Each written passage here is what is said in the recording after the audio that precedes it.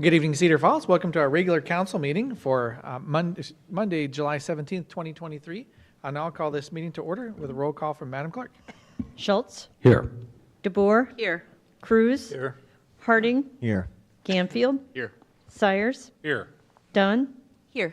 All members are present, Mr. Mayor. Thank you, Madam Clerk. And if you wouldn't mind joining me for the Pledge of Allegiance, please.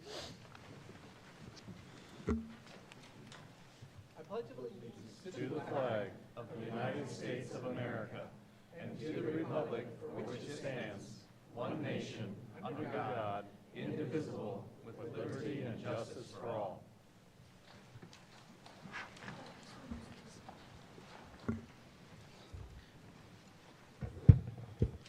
Our first item tonight is approval of minutes. Is there a motion to approve the regular meeting of June 20th? Second. Okay, with that, there was a discrepancy. Madam Clerk, if you want to just note that. Yes, it was brought to our attention that there was a Scrivener's error on record 54352, and we will be correcting Councilmember Dunn's vote to be reflected as a nay vote. I think it was listed as both an aye and a nay. Thank you, Councilman Harding. You are welcome. So with that, it's been moved and seconded. All in favor say aye. Aye. Opposed? Okay, that does pass. Madam Clerk, do we have any agenda revisions tonight? I have no agenda revisions, Mr. Mayor. Okay, thank you, ma'am. We don't have special presentations tonight, but I'd ask the council's indulgence, as we've done in the past, if we could move item 11 from the consent calendar, which is approving boards and commissions. We have several members here tonight, and as able volunteers, I'd love to recognize them and be able to send them on their way. So is there a motion to approve the recommendations of the mayor relative to the appointment of members to boards and commissions? So moved. Second. Moved and seconded.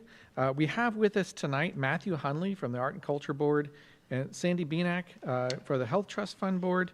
And I believe that's all. Do we have any others from appointment? Okay. So if you'd like to come forward, we just want to be able to recognize you and ask questions if you have them. So thank you so much for your willingness to serve the city through boards and commissions. I'll offer for council if you have any questions for them before voting. Just thank you. Thank you. Yep. It's a big commitment. We appreciate for the public coming forward to step in. We cannot run the city without dedicated boards and commissions members. So thank you so much for volunteering to serve. So with that, it's been moved and seconded. All in favor say aye. Aye. Opposed? Okay, thank you. That does pass. And you're welcome to stay for the rest of the meeting if you like, but you're free to go if you prefer. Thank you so much. Moving back in to our regular order, next item is public forum, where speakers will have one opportunity to speak for up to 5 minutes on topics relevant to city business. Does anyone from the public wish to speak tonight in public forum? Yes, please, Rosemary. Just name and city for the record. Name and city, Rosemary Beach and Western Home Community, Cedar Falls, Iowa. And I'm here tonight to say I hope you had a wonderful Sturgis Falls. I feel so good about what happened. I'm sorry that we couldn't have the military part, but the weather has changed since 47 years ago. And at 47 years ago, Judy Cutler and Tom Klemick and I said, as three people who didn't know each other, when they Blackhawk County said they wanted a celebration in every city, and we were sitting in the restaurant, the Depot down there, not knowing each other, and we said, oh, gee, that sounds like fun. We can create a whole celebration. And with that, walking down the alley after we left there, Tom said, no, I can't do it. I'm too busy.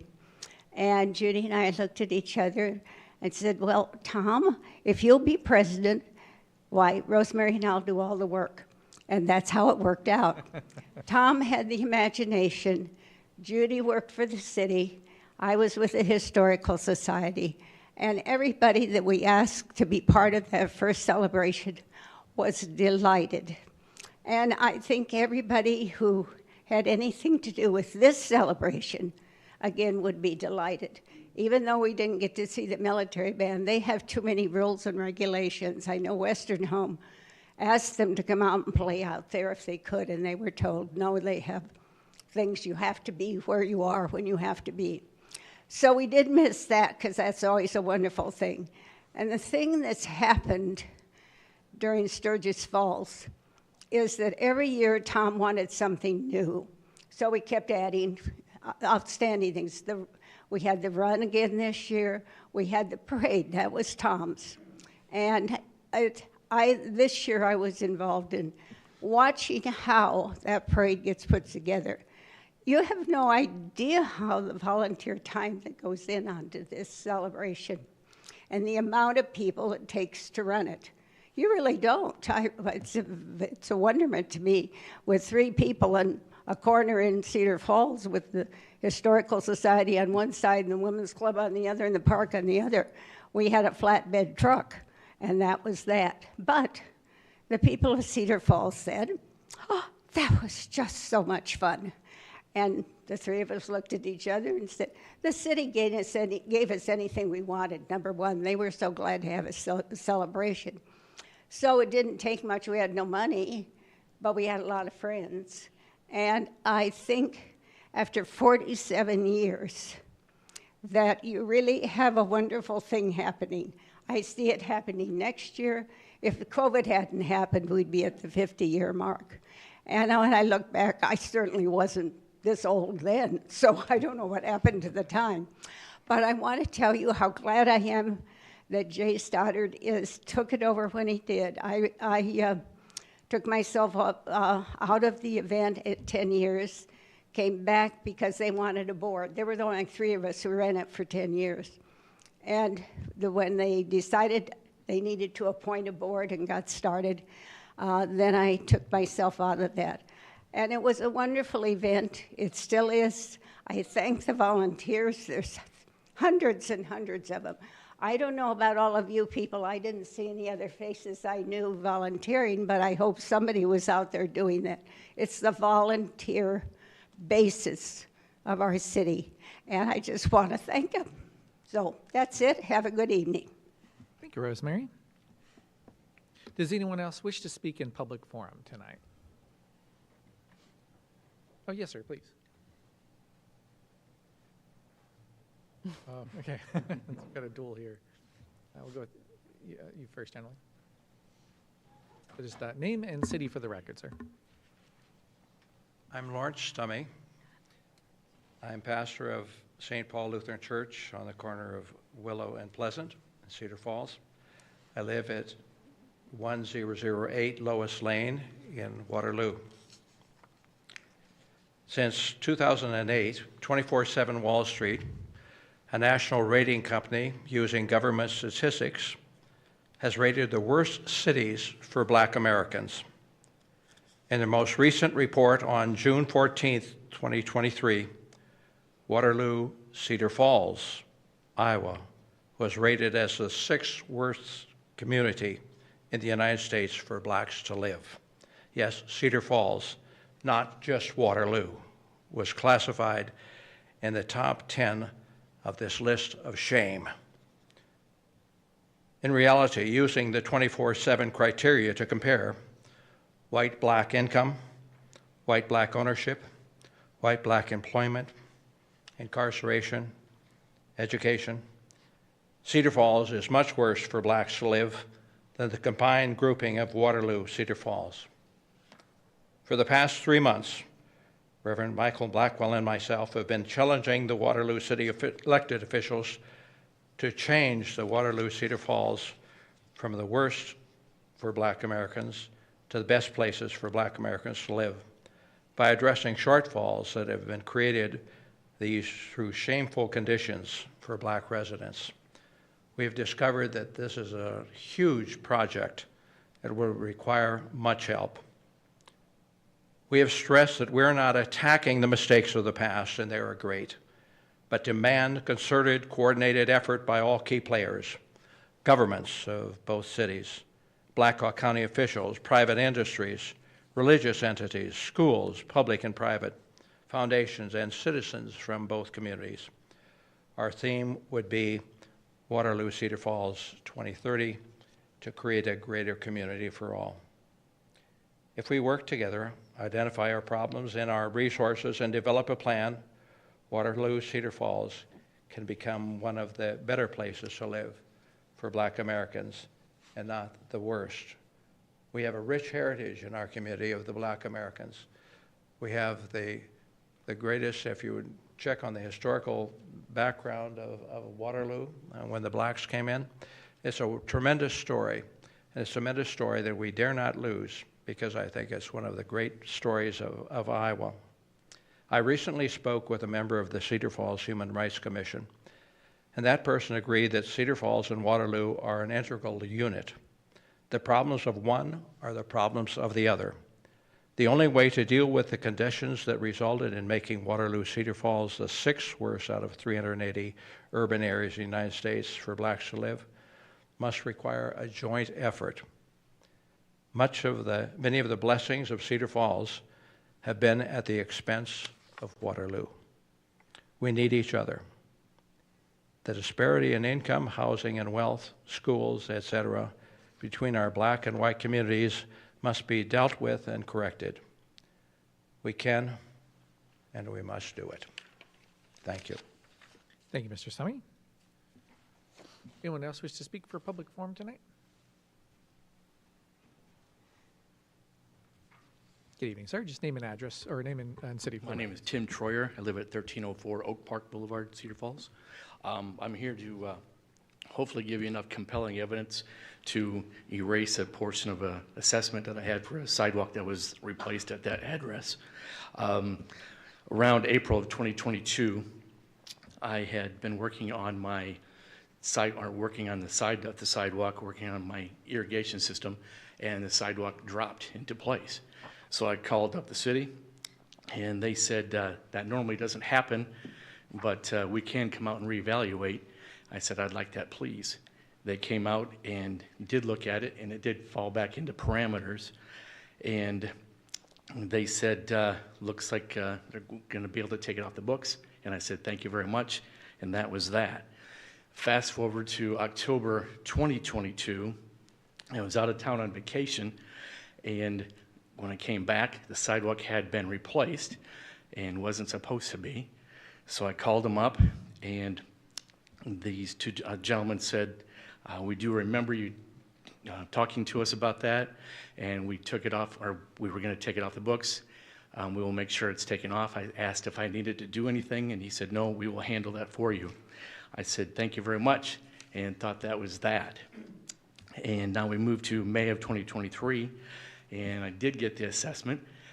And then I emailed, now instead of phoning, I emailed and have a record of giving some information to a gentleman of the time frame, and sent some photos of what it looked like after it had dropped.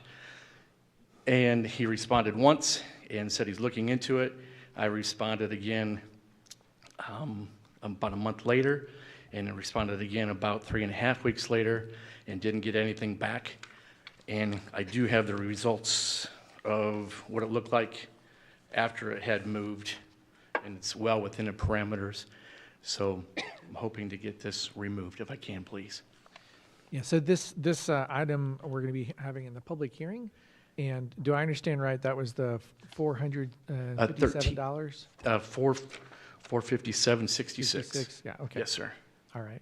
So I'll make sure that we have that as part of our discussion for the public hearing, which will be just in a few minutes. Okay, thank you very much. So no need for you to speak again. And no need for the photos to see or anything? We typically receive those ahead of time. I had sent those on to somebody ahead of time, yes, but I didn't want to throw anybody's name under the bus, so Okay. Keep them handy. thank you very much.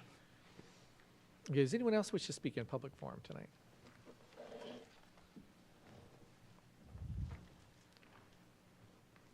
Good evening, sir. Just, name and city for the record. Michael Blackwell from Cedar Falls. The cities of Cedar Falls and Waterloo have had a long-standing relation as it developed into a metropolitan area in Black Hawk County. They've had bitterness between them in the placement of the county seat and the transportation possibilities excuse me, of the Cedar River.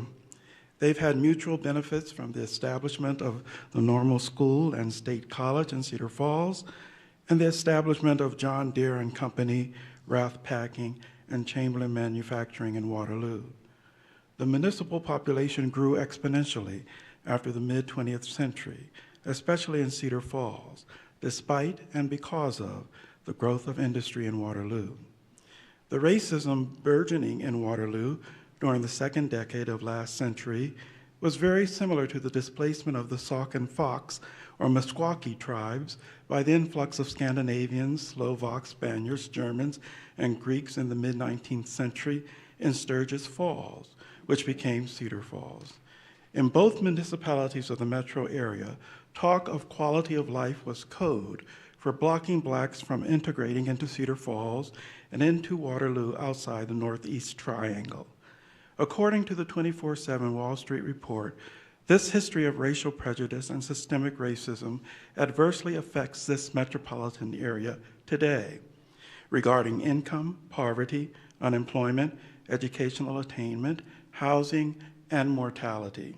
Over the past 5 years, of the top 20 worst cities, including metropolitan areas, to live in for blacks, Waterloo Cedar Falls has been among the top 10.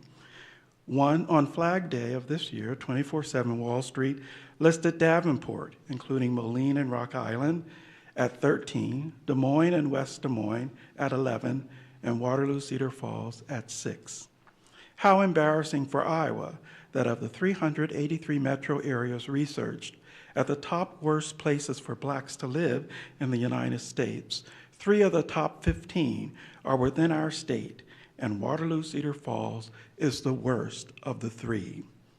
We are urging that the 2 city councils and respective civic leaders come together to establish, coordinate, and prioritize a set of initiatives to improve the quality of life of blacks throughout the metro area as follows: by addressing and redressing the long-standing structural racism that plagues us and precludes the possibilities of all of our residents from actualizing their unalienable rights, among which are quality of life, experience of liberty, and fulfillment of happiness.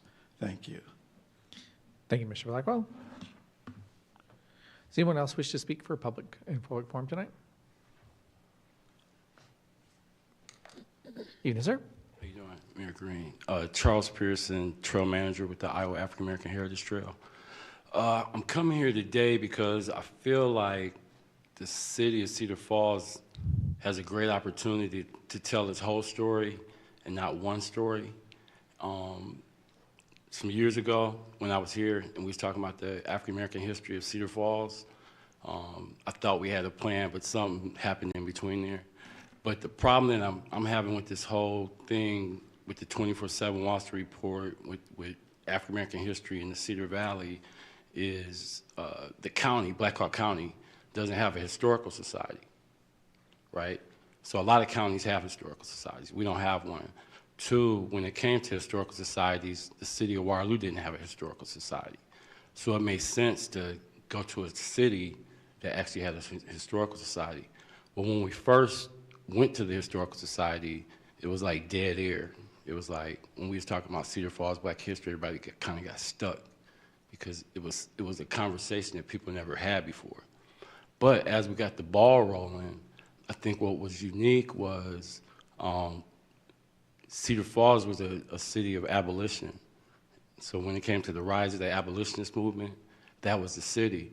And the way we found that out is John Overman, the founder of the city. He was a riverman. So a lot of our goods and services came from the Overman family. They actually lived in Muscatine, Iowa. Muscatine, Iowa at that time had the largest black population in the state. Bigger than that though, Overman also had workers that was black. So the very first black resident of Black Hawk County was this guy by the name of Hillary Wilson. And he was a worker of John Overman. And they lived not too far from the ice house in the cabin. So I thought about it. I said, wow, I said for almost 70 to 100 years, when it comes to the history of Black Hawk County, when it comes to black history of the Cedar Valley, the Overmans is probably that one story that almost got lost and forgotten. The other part is you have Eddie Bowles, right? Well, people, I think on my end, Eddie's story was unique because he was part of a sundown community. So if you look at the history of Cedar Falls and you look at the history of Eddie was in the part, when it came to white supremacy, Cedar Falls was no different than a lot of the other counties in the state of Iowa. Out of 99 counties, the majority of them had white supremacists. Eddie wasn't allowed to live in the Cedar Falls community until like maybe what, the 70s, 80s, somewhere around there. But the crazy part, he worked for the city that whole time. So that whole time, Eddie had to live in a shack off the Cedar River. He still was the first black employee of the city of Cedar Falls. I think even bigger than that, Black Hawk County's only African-American Civil War veteran's name was George Butler. George Butler ended up dying. He served his term when it came to the Civil War, but he ended up dying. He caught a disease. He was actually from Waterloo, Iowa. But if you ever heard of the Children's Orphanage Home, by raise of hands, have you ever heard of the Children's Orphanage? Okay, the Children's Orphanage Home. What's unique about the Children's Orphanage Home was if you were a Civil War veteran and you died, your children had a location that they can actually get an education, have a roof over their head, and get food. Well, it just so happened George Butler's son, George Butler Jr., was one of those kids that stayed at the orphanage. And everything I just said is all Cedar Falls Black history. So for me, I think, and I just said the same thing in the city of Waterloo, here's a great opportunity when it comes to city being invested in its own story.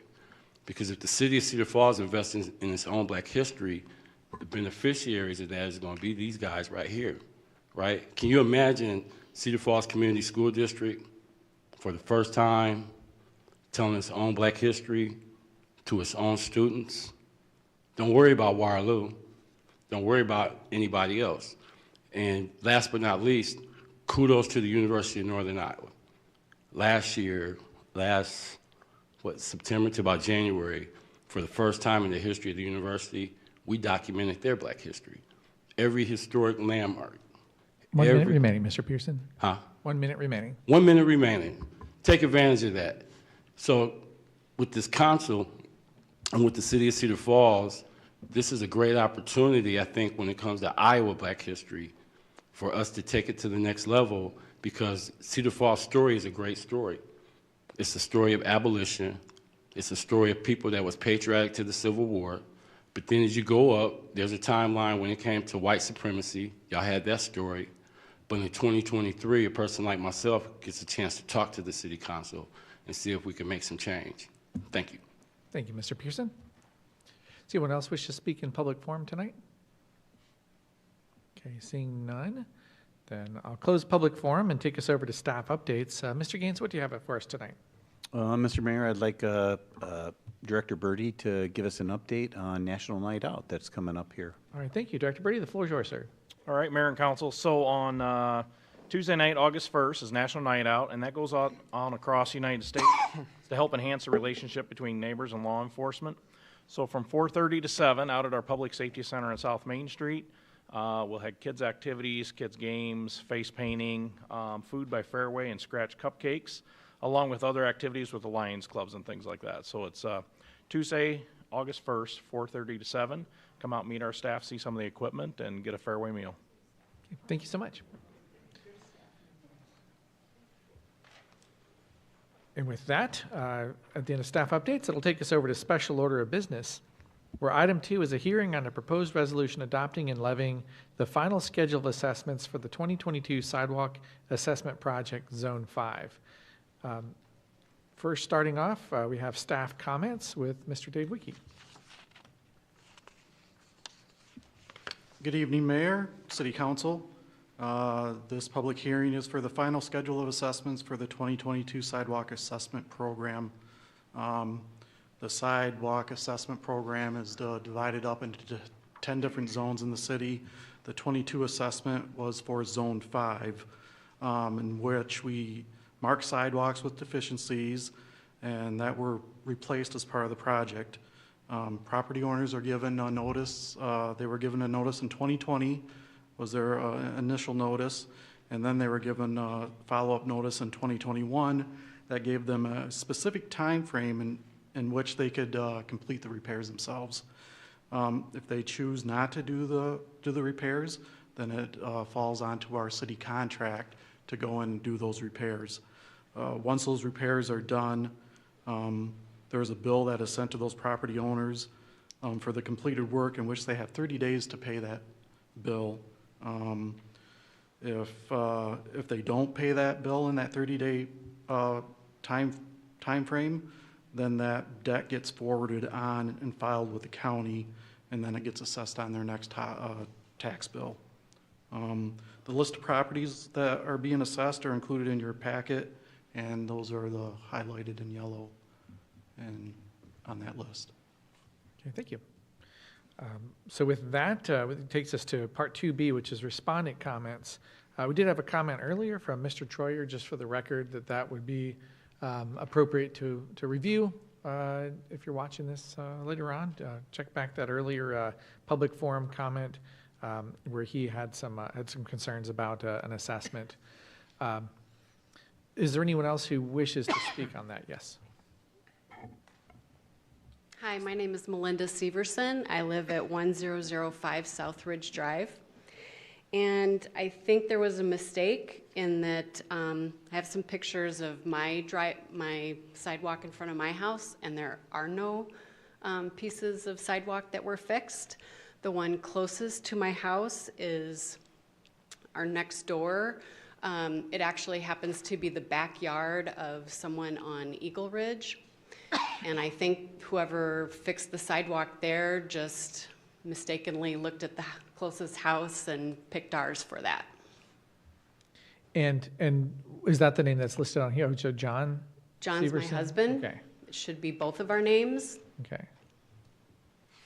So I see that here as well. And that was, I have that as 45766 Correct. as well. Okay. Okay, thank you very much. Do you want me to leave the pictures here with anybody? Or will you guys do your own verification? So for Mr. Rogers, just the legality of having pictures submitted now, would it be okay for us to have Mr. Troyer's and Severson's pictures provided? Absolutely. This is a respondent's response time, so Okay. absolutely, it's appropriate. Okay, so, and even just to show them around? Okay, I'll allow it. And Mr. Troyer, if you'd like to do the same, maybe we start on both ends and kind of work our way across. Just from council. Mr. Mayor, what may be easiest is I can take all these documents and we can remove those two addresses off the list. And depending on the findings, we can bring them back on another agenda. Okay. But I can take them, and I'm sure I'm going to have to go down and look at other files as well. And Good idea. So if you, Mr. Troy, if you just want to provide those to Director Wiki, excuse me, not Director Wiki, Director Schragi, sorry. You got a promotion. Dave, yeah. Dave. Come on up. Yeah. So I would, oh, never mind. I was going to say, we could make a motion when it gets there to Okay. amend. so that would be addresses, if I'm correct, that'd be Troyer, Mr. Troyer, and Mr. and Mrs. Severson at 1005 South Ridge Road. Okay. So it's the second and the seventh one that's in yellow? Correct. All right. So any other respondent comments tonight? Okay, seeing none, then I don't think I closed the public hearing on this one, but we will move forward for 2C, which is the resolution adopting and levying the final schedule of assessments for the 2022 Sidewalk Assessment Project Zone 5, with the exception of Severson and Troyer. So is there a motion to approve? So moved. Second. Moved and seconded. Any discussion from council? Mr. Mayor? Yes, Councilor Gameville. One, I guess, would be a point of order. Did we need to receive and file proof of publication of this public hearing? Okay, we didn't need to do that. Thank you for that clarification. I guess I have some minor hesitation without insinuating or accusing anything. If we've got two discrepancies in this list that we need to go back and research, and if I heard Mr. Schrage correctly, I'm sure there could be other ones that we need to look at and have significant hesitation voting on this resolution without it being double-checked. Could we postpone this until that research is done so that we verify that the other items haven't gotten similar discrepancies? I guess I don't know of any other discrepancies. I guess I don't know about, didn't know about these in general, so I guess I wouldn't have any hesitation with the other remaining ones. Well, I guess my concern would be that exact sentiment. We didn't know about these until they protested. I'm not in favor of going ahead and assessing fees if we've got other potential discrepancies that we suspect. Yeah, Council, let's just stand easy while I talk to the clerk.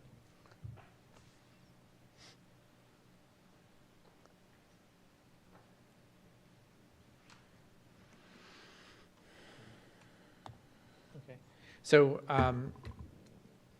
with that information about notification for individuals, could you just state how that process works for those who are on this list? Yes. Once we get the list from the engineering department, then we go ahead and send personal notification out to everyone on that list. And so they're notified of what's coming, the amount, and they have every opportunity to respond either in writing or come here as these individuals have. So they have all been notified. So if they dispute it, now is... Can I give you my experience? So we moved into our house in 2021, fall of 2021. You sent out a certified letter to the previous owner, not to us, and it wasn't until we rejected the certified letter addressed to the wrong person that we got the letter to the correct one. So I don't know how much you really researched who you were sending these letters to. Okay, thank you. Mr. Mayor? Yes, Councilor Curtis. Could you explain the time frame of this months, weeks that this process takes from the notification and so on? Like these were corrected last summer's? Original notifications usually go out anywhere between a year in advance. Well, in advance, city ordinance only, the pink dot? It's only, yes, it's only 30 days required certified mail. We do have a large amount of cases where the property changes hands. That's a disclosure item through the real estate agents. And those property addresses don't always get changed on the county website. That's how we're getting our address information to do the mailers. Those don't always get changed upon the sale. They may take months after before the name changes. So if I could follow up. Yes, please. If somebody got this assessment, then after we vote this, they could still appeal to say, hey, this wasn't proper procedure, I imagine, and prove it? Like in this case where it wasn't them? That would be something that wasn't disclosed upon the sale of their property. So I think the question is that something that if this were voted in favor tonight to move forward, could the assessed people still Say it petition wasn't my sidewalk, or prove, as they have here, that there was no material fact That's why it's required to send a certified mail, Okay. that they sign that they've received the notice. Oh. Okay. So any other questions or comments from council? Mr. Mayor. Yes, Councilor Gable? Yeah, I just want to make a clarification that given that everybody was notified individually, I have less concern about people protesting and not having a clear record. So I'm not as worried about other discrepancies. With these two being removed from the list, I'm more comfortable. Thank you. Okay, thank you very much. Let's see, so we've moved and seconded for this resolution. Is there anything else that we need to talk about for this? Yes, Councilor Gable. Just please. last point of clarification, maybe this is for the clerk, but does our ordinance require this extra resolution, or is the ordinance already there to go ahead and put this forth? I'm just making sure I understand the necessity of this resolution. Yeah, assessments need to be put on there by resolution of the council, yes. All right, thank you. Okay, with that, it's been moved and seconded to approve and levy the final schedule of assessments for the 2022 Sidewalk Assessment Project Zone 5, with the exception of the two properties that were listed. Moved and seconded and requires a roll call vote.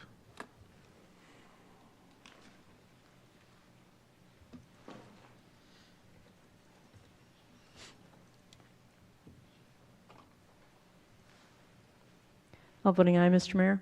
Thank you, Madam Clerk. And as I understand, then it'll be a review by. Yeah, and we'll reach Director of out to the Public Works? property owners. Okay. And if it needs to be assessed, it'll happen at a later date. But otherwise, there'll be no action taken by council. Thank you so much. That takes us to item 3, which is a public hearing on the FY24 FFY 2023 Annual Action Plan for the Community Development Block Grant Program and Home Program Funding. Is there a motion to receive and file proof of publication? Second. Moved and seconded. All in favor say aye. Aye. Opposed? Madam Clerk, do we have any written communications filed for this? I have no written communications on file, Mr. Mayor. Thank you, ma'am. Staff comments tonight is Michelle Pesley. So the floor is yours, ma'am. Thank you. Good evening, City Council, Mayor. As the Mayor mentioned that this is for the federal fiscal year 23, the memo on the in the meeting packet does list FFY 22 in the table, which needs to be corrected to 23. During this public hearing, we ask you to review and approve the annual action plan. The annual action plan is based on a plan that the city creates on how the spending will happen for the Community Development Block Grant funds that the city receives from HUD each year as an entitlement city. This year, the city will be receiving $261,652, and we're expecting $60,000 in carryover. The annual action plan is required to be in conformance to our HUD-approved consolidated plan. The common plan, which is nicely referred to, has 10 activities, and those 10 activities are in the memo in that table. This annual action plan outlines the funds on which to be spent on owner-occupied rehab, rental rehab, service agencies, neighborhood accessibility improvements, including sidewalks, neighborhood infrastructure improvements, which consists of sewer lining, and planning and administration. These activities will be reviewed throughout the year, and the Housing Commission held a public hearing on their June 21st, 2023 meeting and recommended approval of this plan, and I'm available for any questions. Thank you very much. Before going to that, do we have any public comment on the item tonight? Okay, seeing none, then I'll consider the public hearing closed and take us over to 3E, which is the resolution approving the FY 2024 Annual Action Plan for Community Development Block Grant and Home Program Funding. Is there a motion to approve? So moved. Second. Moved and seconded. Open for council questions and discussion. Mr. Mayor? Yes, Councilor Ganfield. I just wanted to double check, in that table of the 10 allowed items, there's one in there for code enforcement. As we were talking through budget this year, we were looking at potentially adding an officer there. Would this be potential funding for personnel? So there's many criteria that HUD has for having spending going towards code enforcement. And the city had determined that with those requirements, I'm actually going to let Stephanie finish that question. The bottom line is no. When we did the consolidated plan, we put in that earmark for that, thinking we do a lot of code enforcement in low and moderate income neighborhoods, so maybe that time could qualify and that could help. But we then researched that more with HUD. Like Michelle was trying to say, there are a number of criteria. We just couldn't find a way to make it fit. Thank you. Okay, other questions, comments? I will say, for the amount of work that goes into these reports and plans, if you are interested on what the city's doing in order to help low to moderate income people, this is really a fantastic resource. And it's not something that is just a budget item for the city. It's an important part of who we are as a community. So thank you very much for leading the effort for that this year. Thank you. With that, it's been moved and seconded to approve the FY24 Annual Action Plan for Community Development Block Grant and Home Program Funding. It requires a roll call vote.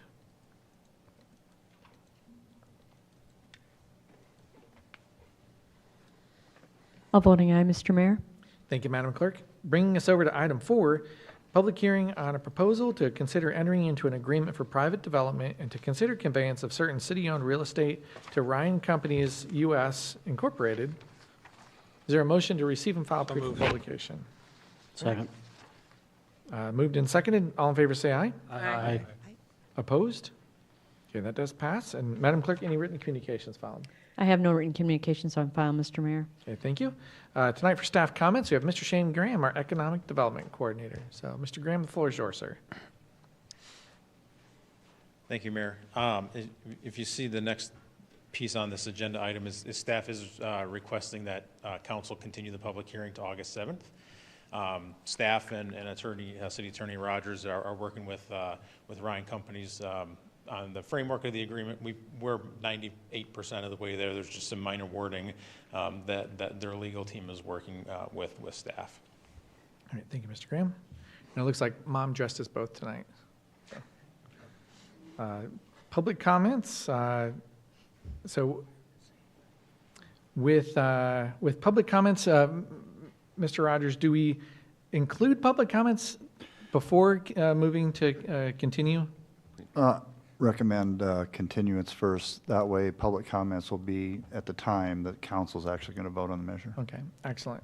So yes, Councilor Gayfield? I'd like to make a motion that we continue the public hearing to August. And is that something that requires council vote? It's council's hearing. I think Okay. council should vote on it. All right, so it's been moved. Is there a second? Second. So moved and seconded. All in favor of continuing the public hearing to August 7th, say aye. Aye. Opposed? Okay, so that will be continued. And that takes us over to old business, where item 5 is passing Ordinance 3031, amending the zoning map by removing approximately 2.26 acres of property located at 702 LeClaire Street from the C1 Commercial Zoning District and placing the same in the PC2 Planned Commercial Zoning District upon its second consideration. Is there a motion to approve? So moved. Second. Moved and seconded. Any council discussion? Any from the public? Okay, then moved and seconded and requires a roll call vote.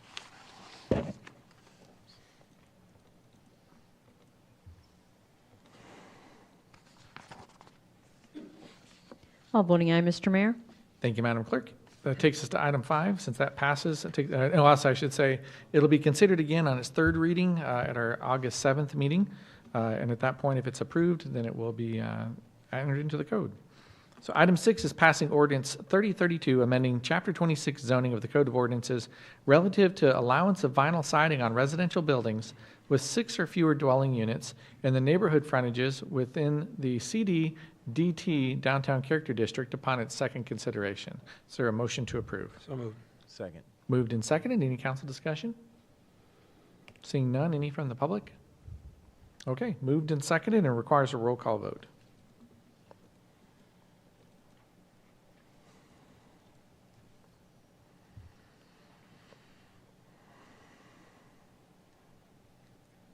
Five voting aye, 2 voting nay, Mr. Mayor.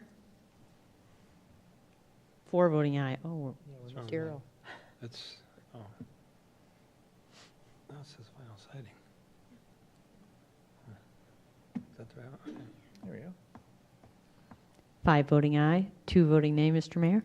Thank you, Madam Clerk. So that passes on its second consideration and will be back before council for its third reading on August 7th as well. Item 7 is passing Ordinance 3033, amending Chapter 2 Administration of the Code of Ordinances relative to salaries for elected officials upon its second consideration. Is there a motion to approve? So moved. Second. Moved and seconded. Open for council discussion. Mr. Mayor. Yes, Councilmember Cruz. I've been hearing comments from various people about our benchmarking to the averages of the top 15 cities or 13 cities. And a thought came to me just a little bit ago that we're starting from a 1990 council pay of $4,000-ish, some change, that at that time we don't know if Cedar Falls was in the top 15 cities or what it was ranked at that time to set the $4,000. So this is like any compensation study. We evaluated and decided to come up with a new benchmark number to move forward from with inflation. So I just wanted to throw that out there for some of the public that had comments. Any other discussion from council? Mr. Mayor, Yes, Councilmember Dunn. this item has occupied a good amount of my headspace for the last few months. If you ever want to know how to get in my head, is be someone I respect and insinuate that I'm greedy or privileged or I can't remember the other word. Anyway, I don't want, I guess I'm speaking because I don't want the city and the citizens to think that I haven't thought about this immensely. I've gone back and forth. I've thought about different things. But the fact is it remains the same as my original thought of, when people say privilege, I want to maybe say, you know, if you've never had to think about taking half a day off work and how that would financially impact your ability to pay for your housing, food, and you know, other things that make life go on, you know, I think it's good that we recognize privilege where privilege might be, and not to say that there's anything wrong with that, but it's a reality. So I'm going to remain in my original stance of this, to me, is about equity and making sure that all folks can serve their city if they choose to do so. And unfortunately, you know, that I've tried to look in the history of why, you know, sometimes they call it a stipend, sometimes they call it a council salary. I've tried to look into the history of why did this come about in the first place? Well, it's such a faux pas subject. Obviously, it hasn't been talked about in 20-some years, that it's even hard to find the history of why it came about in the first place. So then I just have to go to my own common sense, and I may or may not be right, but in my mind, in the history of it is likely to have offset whatever expense might have been incurred, I'm not even saying the word right, might have been incurred by the person who was serving. And the other part of it is we're on 4-year council terms. So if for some reason that's a do or die thing for somebody, and that's the, you know, that you can't get past that, well, then you have the opportunity to vote us out of office. And that is totally your right to do so. But I don't ever want to be someone who serves and makes decisions because I'm worried about getting reelected. So I just want to make sure that folks know that it has been something that I've thought about immensely. And that's kind of how I remain where I'm at. Thank you. Other comments? Yes, Councilor Schultz. I wouldn't say it's been in my head continuously, but it has been a great point of conversation between myself and a number of citizens that have brought it to my attention on the percentage. And although the overall wage isn't anything that is going to have someone that takes a council position and gets elected, they quit their day job. It's not that kind of money, right? But there is the position, not necessarily the person. None of us up here have had the same careers or will have the same careers as people sit in these chairs. So I'm not against, and I voted for the change in the pay. I am now in a position to look at that as a phased in over time. I don't have numbers for you on what I would recommend, but I would think the percentage-wise, when you look at the overall, if it's 70% increase or 75% increase, that is what our constituents and what people are looking at on what the ask is. And it's too bad that over the past 20 years that really, to Kelly's point, it is a difficult subject to talk about. But that's where I am now is to look at an amendment for phased in to get us to that 1,000, but to do it over a period of time. Can you make that motion then? I would make that motion. For what dollar amount? Well, that's the dilemma. I think Mr. Harding. Well, I just had a comment before the motion, and if you would care to make the motion, you can go ahead. I have had some candid conversations with people, and I would say I've actually had some people reach out in support of it, believe it or not, and some people reach out and say, no, it's too much, too fast. You should and because of state law, we could do it every election cycle, but you would have to re-vote on it every election cycle, I believe. So here's the way I feel. Again, being one of the few people up here that is not going to see a cent of this raise voting on it. I want to vote on this raise for the future counselors so they don't have to sit up here and talk about whether they should raise their pay, because every time they talk about that, someone's going to say, people are going to come out of the woodwork and say you shouldn't raise your pay. I want them to focus on policy and making Cedar Falls a better place, and focus on getting more supporting what Gross Cedar Valley said at the committee meeting, where people are leaving because there's not enough to do here. You know, those are the things that I want the council to focus on.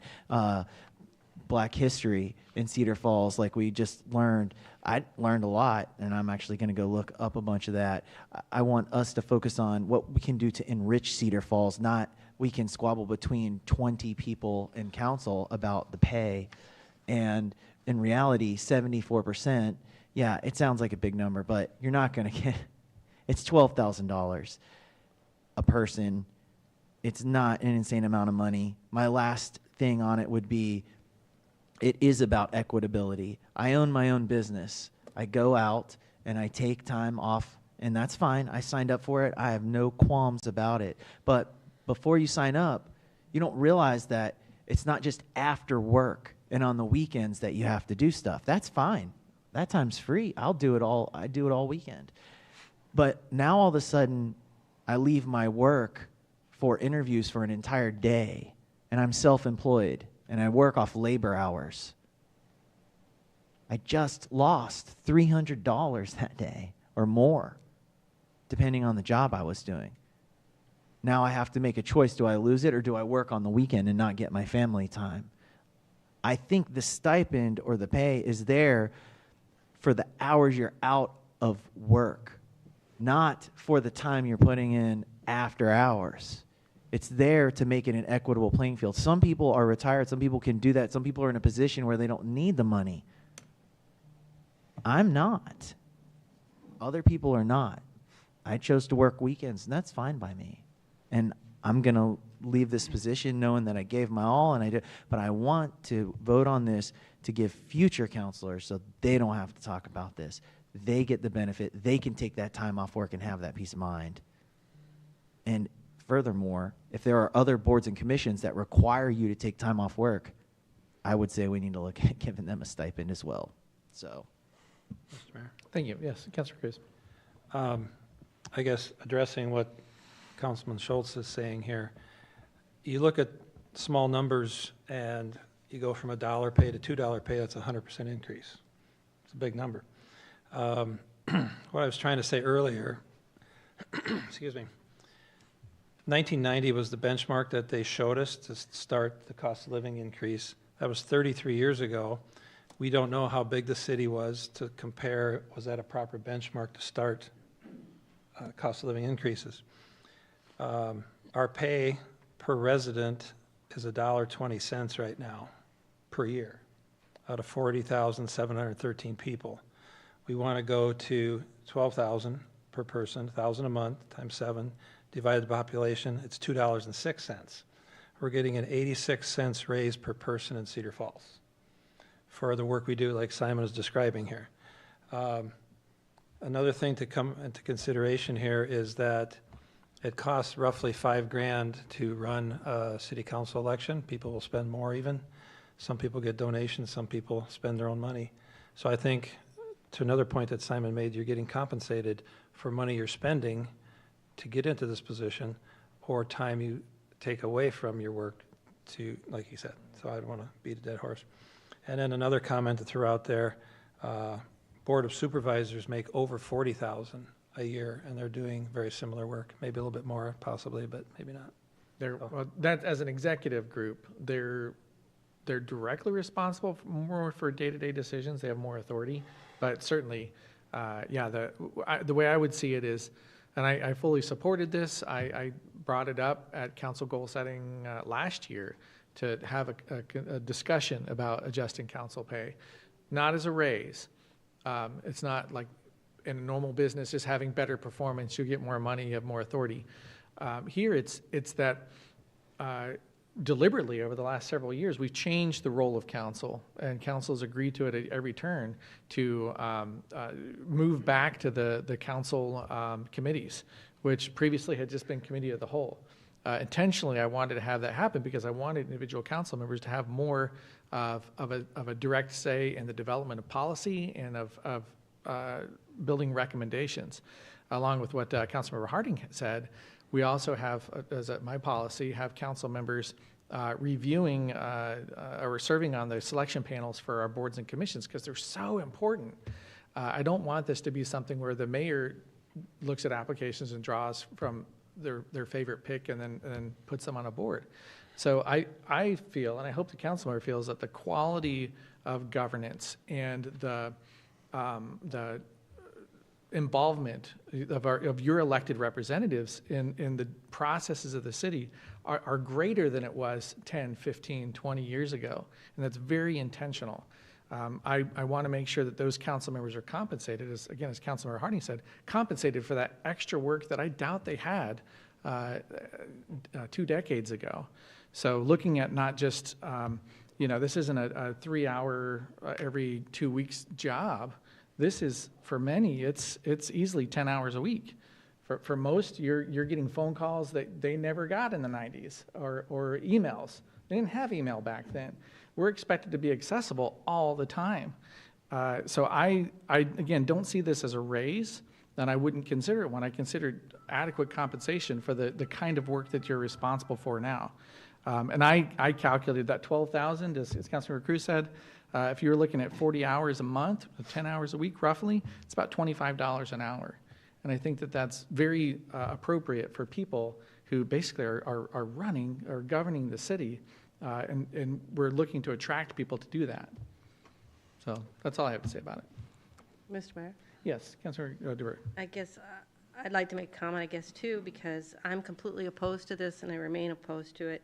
The work that you mentioned, I guess I was on 2 decades ago, and we did do that work with all the committees back then. Yeah, I think a decade is 10 years, isn't it? For you, it's 20 years, but the basis goes like 33. But the inflationary cost of living is already factored into the pay with the CPI. And so with its raise, not only is it the raise, but then future raises are also factored in annually for the future with the CPI. Okay, thank you. Mr. Other Mayor? comments? Yes, Councilor Dunn. As this discussion has gone on, I would like to make an addendum, mainly for discussion, but also because the thoughts. The first one, don't we? We never. He didn't make the addendum, and I have an idea because this was part of my thoughts for the last 4 weeks. Okay, so when you look at the list, I believe we're at. What are we on the list? I don't have it right in front of me. I'm sorry, I left that folder at home. It was In size, we're like no, the amount of money. We were towards the lower end. To get us up in the area of more of a average of what is on that list of the top 15 cities. My proposal for an amendment would be. And this is knowing that council can bring this up every election season. So we could bring it up again in 2 years. Am I correct in thinking that? Mm-hmm. Okay. And I will be here in 2 years unless I die or something. So my amendment would be to propose changing it from $12,000 a year to $8,500 a year to get us a little more in the area of what I will call the middle. And then I would like it to not, first of all, I think we all had the same story. When we got elected, we came in and we were all surprised that you got paid. And that's very noble. Yeah, I mean, that to me shows that you weren't in it for the money. But then at the same time, it's kind of disturbing that folks don't know that that's part of your service. So amendment to change it to $8,500 a year, and then it can be, yes, there can't be the staggered amount, but it can be addressed in 2 years' time. So do I understand the motion is to strike 12,000 from the ordinance change or ordinance, and then strike 12,000, insert 8,500? Yes, that is my motion. Is there a second? I'd second. Moved and seconded, open for discussion. Mr. Mayor, Yes, Councilor Cruz. I guess I can repeat numbers that I've said before because I'm a person of numbers and calculations. That of the 15 largest cities by population, and in this criteria or this method, you have to look at what comparable cities or bigger cities do of our stature or size, that the average of the top 15 was 12,744. If we took out the highest population, or the highest pay and the lowest pay, and averaged it again, we got 12,062. So we are at the average. We're below the average by a little bit with 12,000. And I guess I'd be opposed to that because we're, to all the points that other councilors have made, it costs time and money to do this, $5,000 to get elected minimum, and that sort of thing. So I would be opposed to that. Okay, thank you. Mr. Mayor? Other comments? Yes, Councilor Dunn. Right there, that comment right there kind of turns my stomach. You're not doing this to get reimbursed for running. That is not the point of our salary. So that right there does not make a good point with me. The other thing is oh gosh, sorry, my head just went somewhere. Oh, you know, I'm quite certain this has been probably brought up to you, but the story of our budget this year and getting down to a 0% budget increase. Now, I will say to folks, you need to watch the whole story because although we may have voted for the budget that is required by law, there was a whole bunch of discussion that got us to that point, and not everybody was in agreement of all the cuts that were made. So those two things, that comment and then between the budget, when people bring that up to me, which I totally respect and will listen to that, those are what has made me stay in my head these past few weeks.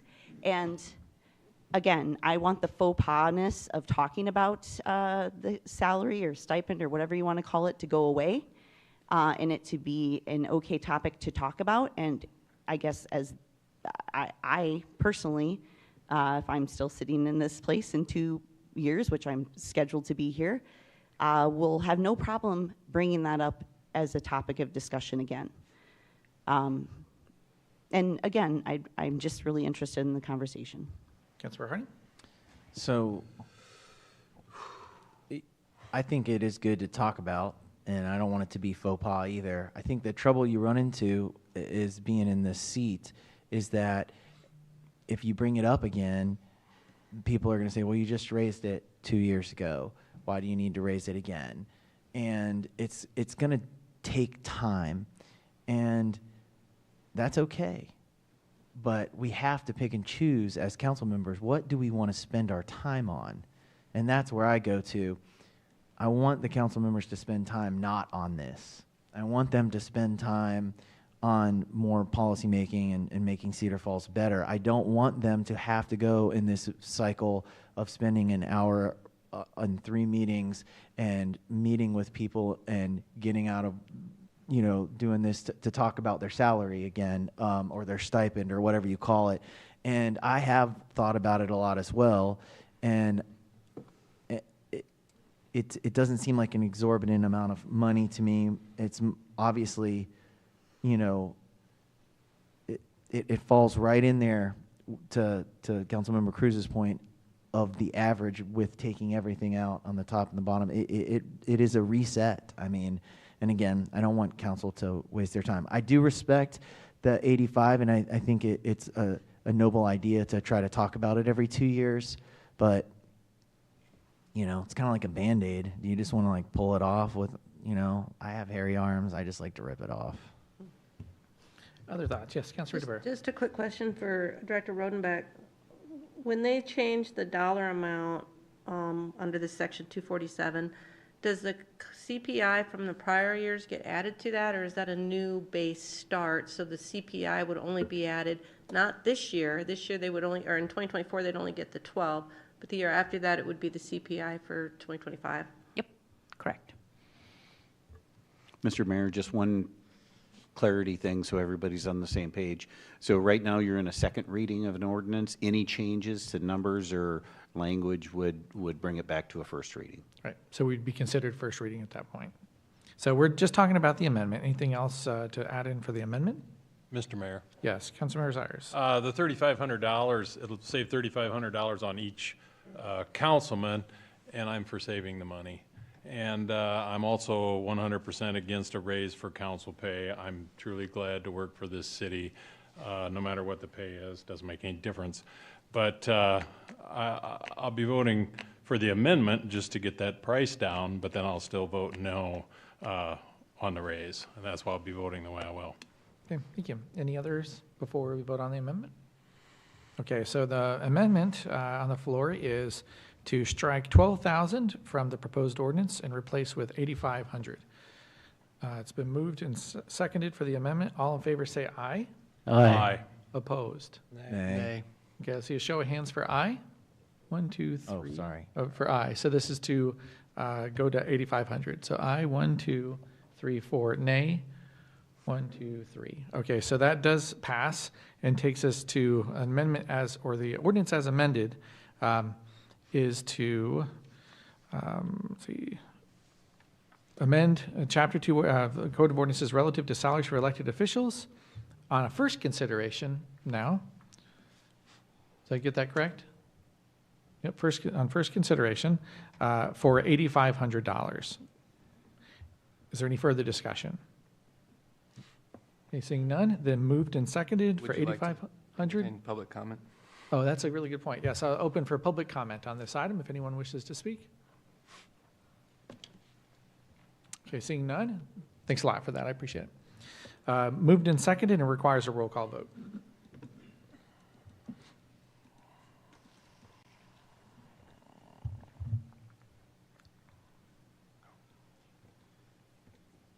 Five voting aye, 2 voting nay, Mr. Mayor. Thank you, Madam Clerk. And that does pass on the first reading, so we'll bring it back forward for 2 more readings at the 8,500 point.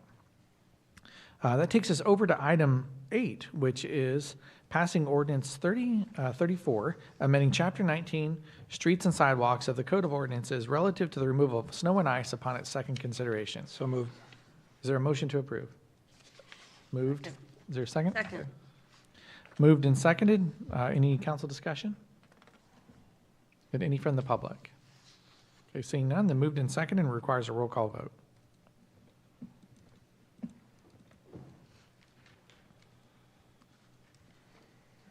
All voting aye, Mr. Mayor. Thank you, Madam Clerk. That passes on the second and will come forward on the third reading on August 7th. Item 9 is passing ordinance 3035, amending Chapter 23, Traffic and Motor Vehicles of the Code of Ordinances relative to prohibiting parking on certain portions of Bluebell Road upon its second consideration. Is there a motion to approve? So moved. Second. Moved and seconded. Any discussion? Any from the public? Okay, seeing none, then moved and seconded and requires a roll call vote.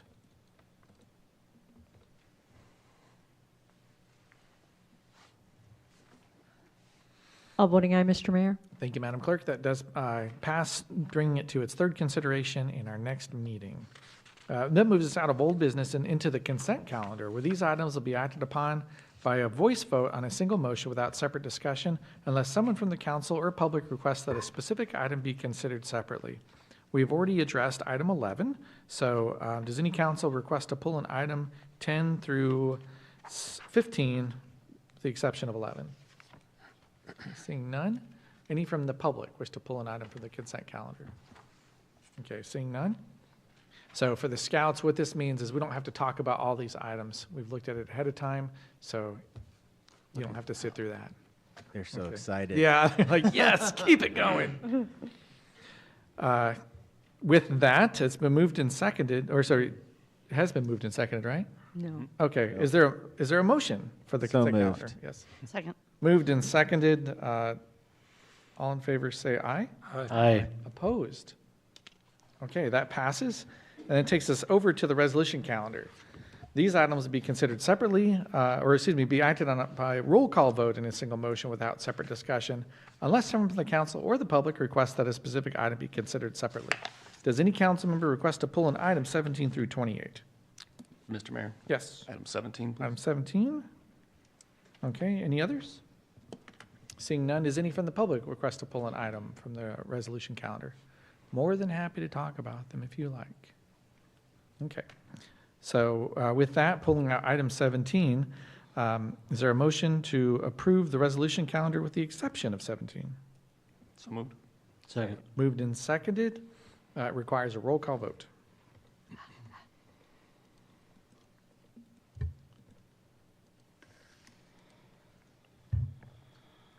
All voting aye, Mr. Mayor. Thank you, Madam Clerk. That takes us over to item 17, which is a resolution approving and authorizing execution of a consolidated public safety communications 28E agreement with participating government agencies in Blackhawk County relative to providing consolidated dispatch and communication services. Is there a motion to approve? It's been moved and seconded. Open for council discussion. So Councilmember Ganfield. Sure. Thank you, Mr. Mayor.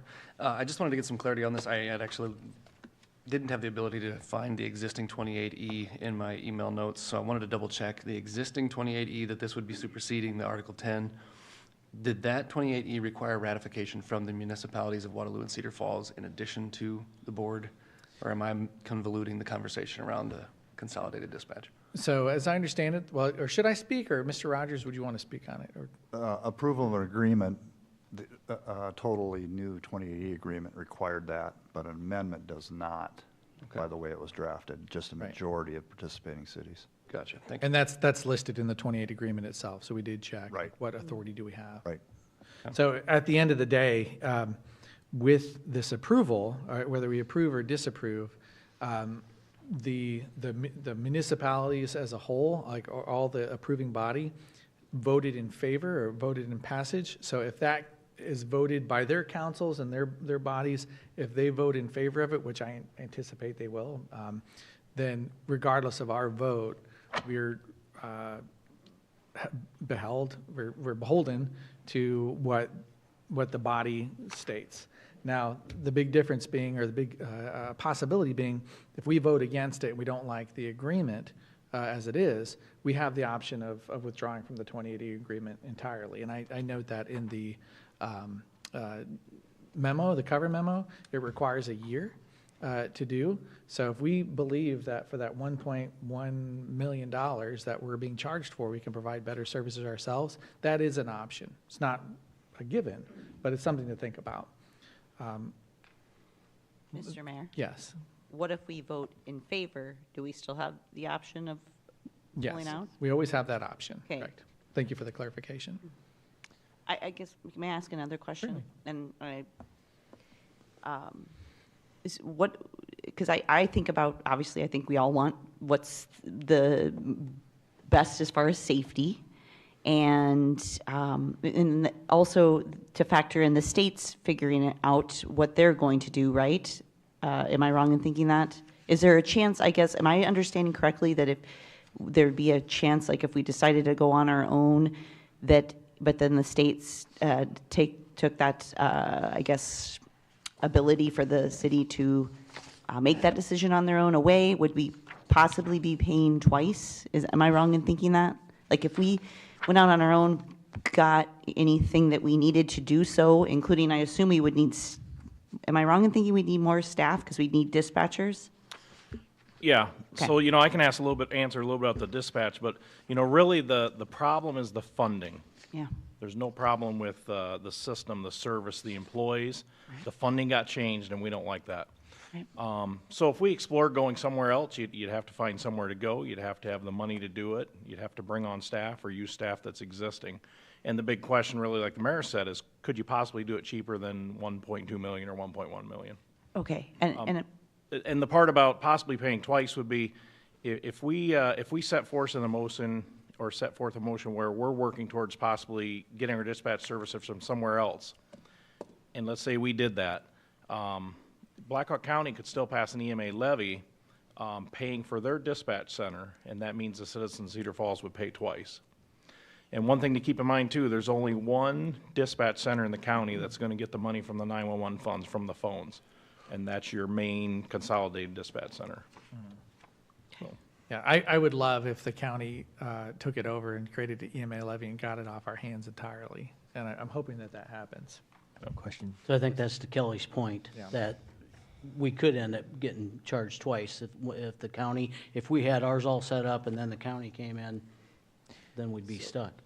So the question I have is really quickly, Mr. Mayor, if I may. Certainly. When will we know, is that a state decision on the county, on making it a county EMA levy, or is it the county's decision? And when we know, when is that settled? That's the question. It's a state legislature issue, Okay, partly. that's what I thought. Of what they will allow, or who has the authority to create the EMA levy. So it could be years from now. But it's kind of ancillary to the discussion tonight, but I just wanted you to be aware of the information. And so, I guess, with where we're at, it's one of those tough pills to swallow. I would support it, but I would also like to make part of goal setting, and if I have to make a referral, I will, but I would really like us to look at what are the other options going forward and what would the costs be, because, it's at least wise to look at. Yeah, and that is part of goal setting already, or it's one of the bullets is consideration, so we don't have to do anything extra for that. Okay. And we have budgeted for it already, just to be clear. I would just agree with the mayor too. I attend the EMA commission meetings with the mayor, and there is a group on the board of supervisors and in the EMA commission, there is a group of people that are looking at that. What are the options out there? And so really there's about 3 things going on at once. But our problem is the funding model changed, and that was not favorable for Cedar Falls. There's nothing wrong with dispatch. The people we dispatch with, those are our partners. That's who we want to work with. But, to make the best use of money for our taxpayers, we may have to look at other options. But just want to make it real clear, we're thrilled with our dispatchers. We got a great dispatch system. It made sense to consolidate in 1995. It's just now the funding has changed, and it wasn't good for Cedar Falls. Yeah, I think that's a fantastic point, because I wouldn't want anyone to think that we were unhappy with dispatch. Mr. Mayor? Just a moment. Sorry. Councilor DeWare?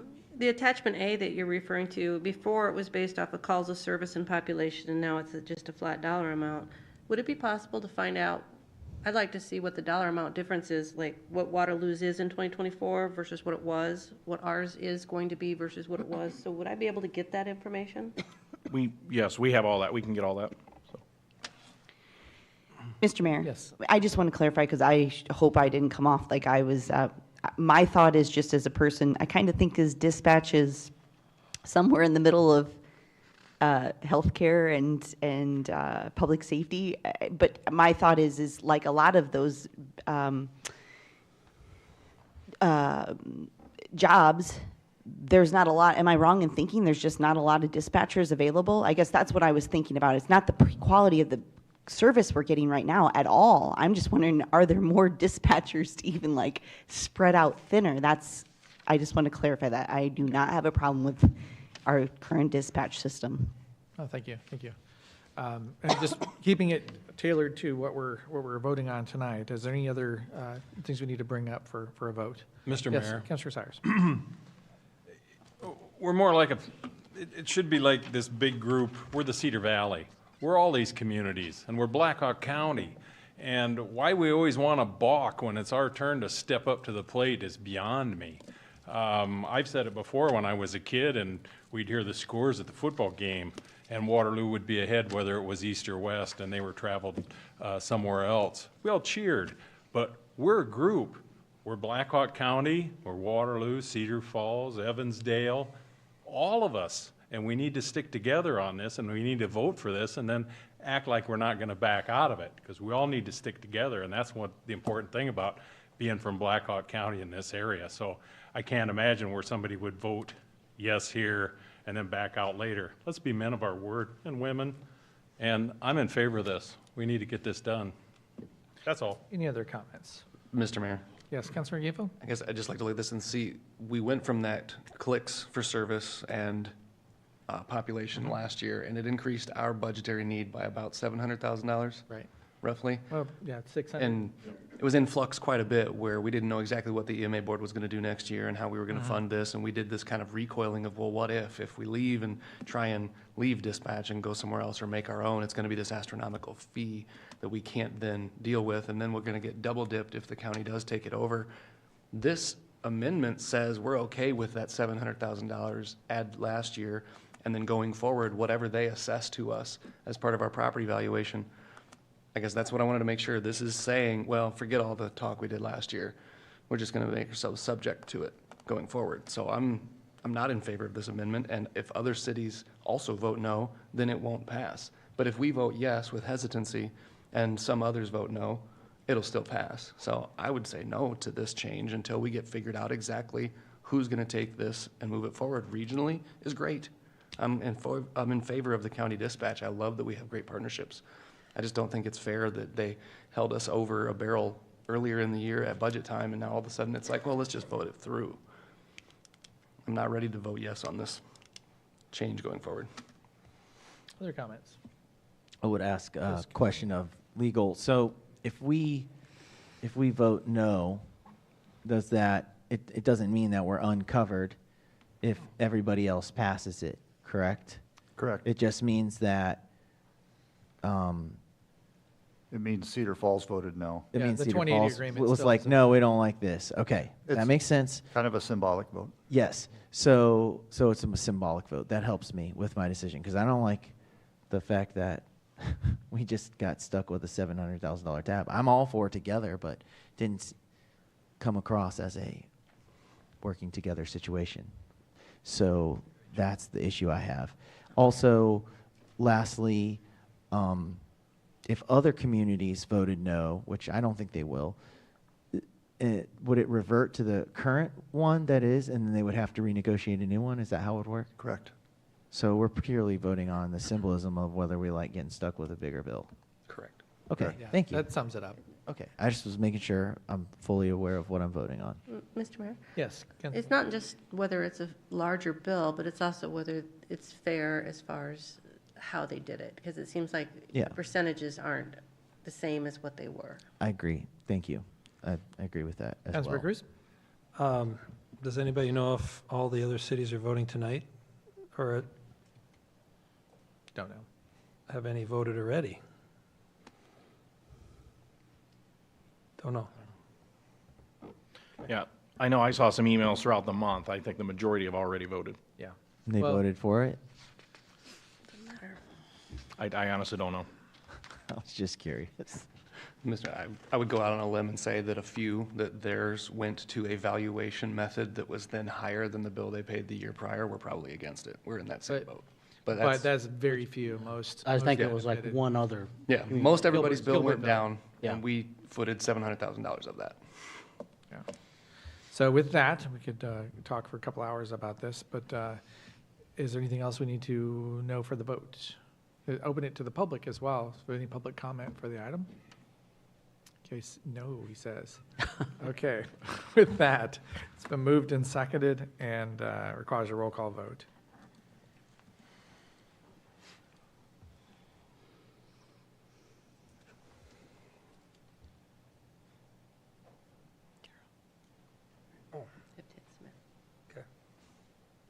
Two voting aye, 5 voting nay, Mr. Mayor. Thank you, Madam Clerk. So that does fail. And that takes us over to the ordinances. So item 29 is passing an ordinance amending Chapter 3 advertising of the Code of Ordinances relative to political signs upon its first consideration. Is there a motion to approve? So moved. Second. Moved and seconded and open for discussion? Mr. Mayor? Yes. I guess I just wanted to make one quick question of clarification. Had we assessed or had we gotten any violations that we would have cited people before we found this discrepancy that we need to go back and correct? At the time we, in practice, stopped enforcing, I asked that question, and I hadn't heard anybody getting assessed. Okay. So I think we're okay that way. And what this does, just for information, is with political signs, there is a ordinance now that says that you have to apply for a permit in order to have a political sign in your yard. And it was found through the courts, as you can imagine, it violates First Amendment rights of people to say what they want to say in the yards. So we've not been enforcing it, but this just cleans up the code so that it's actually not on the books anymore. And that's what we're voting on tonight. So any other discussion from council or from the public? Scouts? No? Okay. So moved and seconded and requires a roll call vote.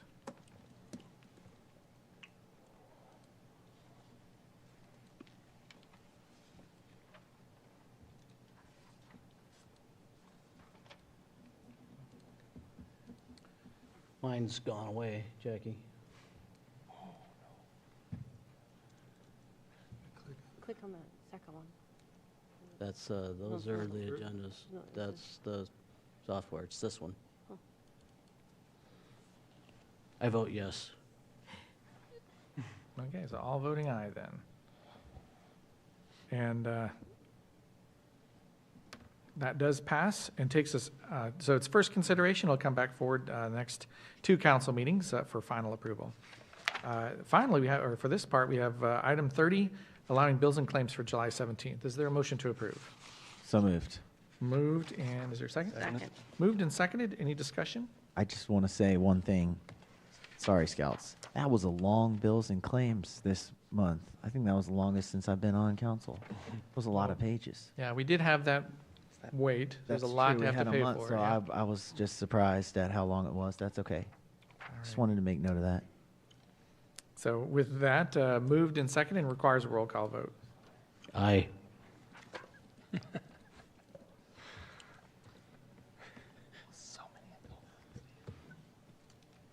All voting aye, Mr. Mayor. Thank you, Madam Clerk. That passes and takes us over to council updates and announcements. Do we have any tonight? Mr. Mayor? Yes, Councilor Dunn. I would say the Cedar River pertains to city business. So I want to make everyone aware that the Cedar River Festival Group, who has cleaned the Cedar River, there was a few years that the river was flooded that we couldn't safely get on, but the 36th annual river cleanup is happening. The cleanup is July 29th, which is Saturday. We will clean this year from Washington Park in Cedar Falls down to Cedar River Park, which a lot of us think of as Exchange Park next to the boathouse. There is more information on the Facebook page of Cedar River Group. And then also the next day, we will celebrate the Cedar River and all that it gives us here in Cedar Falls at Gateway Park. We'll have many of our local musicians, including the River Cleanup founder, Raldo Schneider, and all his friends playing music, and that will go on from noon to 7. So we hope you consider celebrating Cedar River with us and help cleaning it. Thank you. Any other updates or announcements? Councilmember DeBoer. I wanted to recognize Troop 55 for being here with us today, and thank you for being here. I also did too. What a fine looking group. Is this for citizenship in the community? Yeah. You're being great citizens. Keep it up. All right. So any other announcements? Seeing none. Any referrals tonight? None. Okay. Well, Scouts, guess what? You got lucky. I'm going to entertain a motion to adjourn. Is there a motion to adjourn? So moved. Is there a second? Second. There's a second. All in favor say aye. Aye. All opposed? We are adjourned. Thank you, ladies and gentlemen. Scouts, you don't have to pitch your tents here tonight. Congratulations. Have a great week, everybody.